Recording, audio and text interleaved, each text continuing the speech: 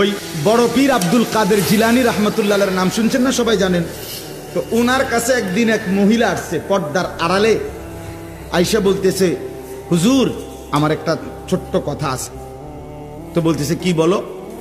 তো ওই মহিলা পর্দার আড়াল থেকে বলতেছে, হুজুর বিশ্বাস করেন আল্লাহ তাআলা আমাকে অনেক বেশি রূপ সৌন্দর্য দান করছে, আমি অনেক সুন্দরী নারী, আমারে আল্লাহ যথেষ্ট পরিমাণ রূপ যৌবন সৌন্দর্য দান করছে।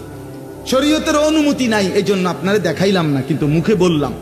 কিন্তু হুজুর আমি আসছি একটা তদবিরের জন্য। কি তদবির? আমার স্বামী আমার এত যথেষ্ট রূপ সৌন্দর্য থাকার পরেও আমার স্বামী আমারে বাদ দিয়া অন্য মহিলার দিকে নজর দেয়, সম্পর্ক পরকিয়া, আমি এটা সহ্য করতে পারি না, আপনি আমারে কোনো তদবির থাকতে দেন। এই বড় পীর আব্দুল কাদের জিলানী রহমতুল্লাহ একটা চিৎকার দিয়া বেহুশ হয়ে গেছে। হুঁশ আসার পরে ওনার খাদেমরা জিজ্ঞেস করছে, হযরত মহিলা একটা তদবির চাইলো, এন আমনের কি হইলো যে আপনি চিৎকার দিয়ে উঠলেন, আপনি কেন বেহুশ হয়ে গেলেন? তখন তিনি বলেন, বাবা শোনো, এই মহিলার এই কথা আমারে বহুত বড় এক সবক দিল। এই মহিলার কথার থেকে আমি বুঝলাম, হ্যাঁ এক সাধারণ মহিলা তার স্বামীর মধ্যে আরেকজন শরীক সহ্য করতে পারে না, আমার আল্লাহ এত বড় কায়নাত দিয়ে তার সাথে কেউ শরীক করলে তিনি কেমনে সহ্য করবে?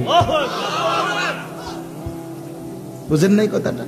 এত কিছু দিয়া আল্লাহ আমারে পাইলা, যদি আমি সেই আল্লাহর সাথে শরীক করি আল্লাহ কেমনে সহ্য করি?